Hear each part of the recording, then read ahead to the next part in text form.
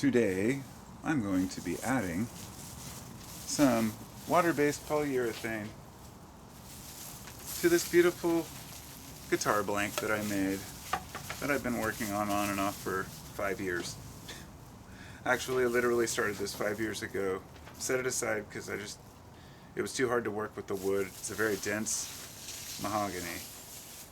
And my friend Kevin inspired me to build guitars again, so I started building this again. Then I kind of screwed up the neck pocket a little bit because it was my first one.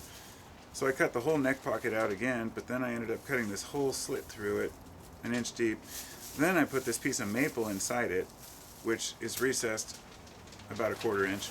Then I put in this purple heart strips on here. So it's purple heart, maple, and mahogany. It's got a really nice belly curve here.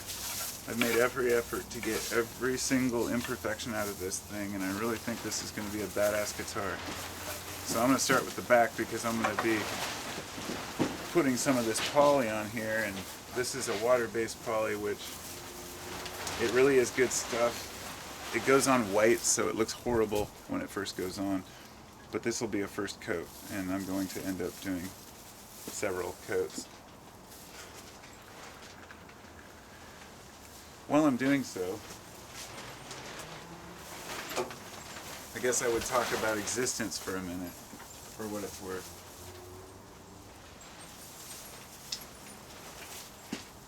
I do a lot of thinking when I'm working in the shop, when I'm working with wood. Each piece of wood is unique and it has its own character, its own grain, its own mind. You can't just grab a piece of wood off the shelf and say, okay, I'm going to build a cabinet now. It doesn't work that way.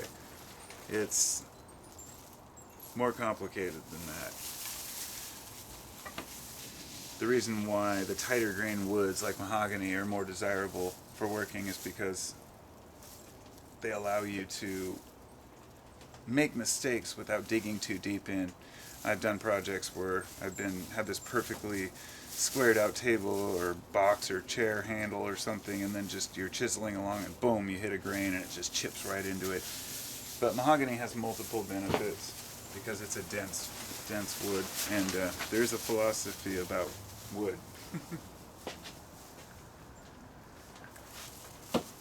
Understanding how the end grain works, understanding what happens over time as wood expands, how it will swell this way, but not this way.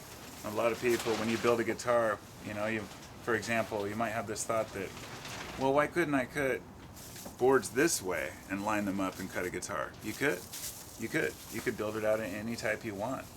But here's something you'd think about right away. The more you understand about wood, the more you realize instantly that if you built it with the grain going this way, opposite to the neck, then as it expands and contracts with moisture in the environment, wherever you are, that will shrink and change up the actual tone of the guitar because it will expand and pull the bridge down,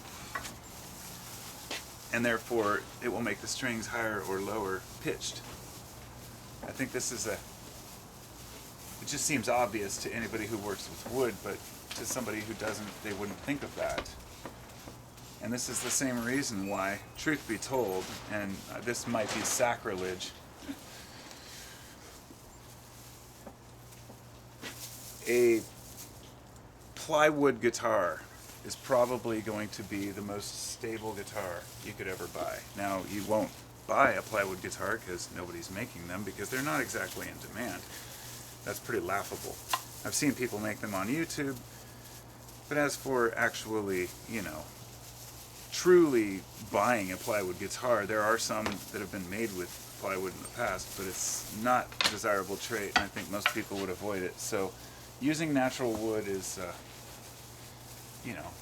it's the go-to. Now let me just tell you this. I worked as a finish carpenter and general carpenter for a decade or so, and in that time I talked with a lot of other carpenters, and I worked with a lot of materials. We built various houses and additions, and eventually I started doing finished carpentry and working for myself.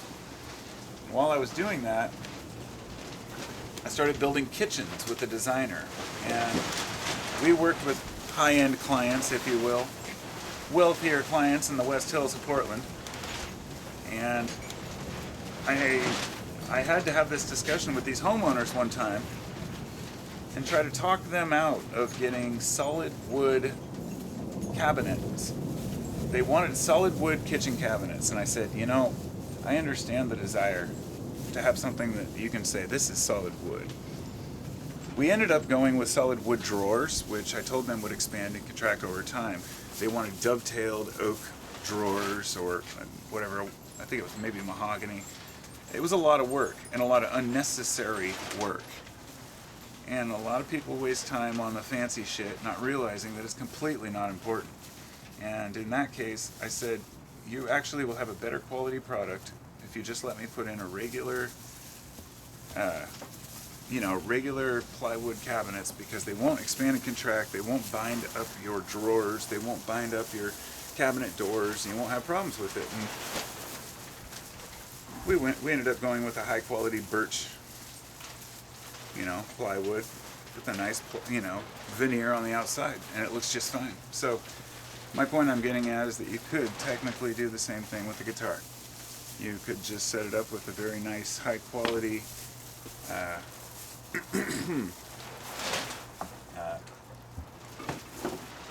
set that there. I'm going to do the neck now.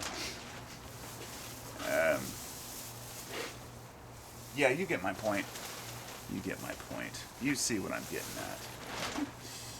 You could do technically a plywood. You could do a whole guitar out of plywood. It would weigh, it would weigh just the right amount. It would probably last forever. But who wants to say they have a plywood guitar? Seriously. So what I'm going to do here is I'm going to wipe this poly on, and I'm going to do this in one light coat. I'm rubbing it in really well here, because it's much better to do multiple coats with wipe on poly. You don't want to try to soak it. It would be a big mistake to just try to do it all in one coat. And one of the biggest concerns I have is this part right here, which is resin. This was my resin part, and I'm hoping I can get a nice gloss on this. I'll probably end up coming back and buffing this all out in the end, but until then, I think Polly does a fine job. Okay. So yes, know your wood. Ha ha ha. Pun intended, my friends. Know your wood. Now here's the one I just did in the previous little time, and see, it's turning out to be very fine, very fine. So we'll let these dry, and then I'll come back to it and continue on my journey.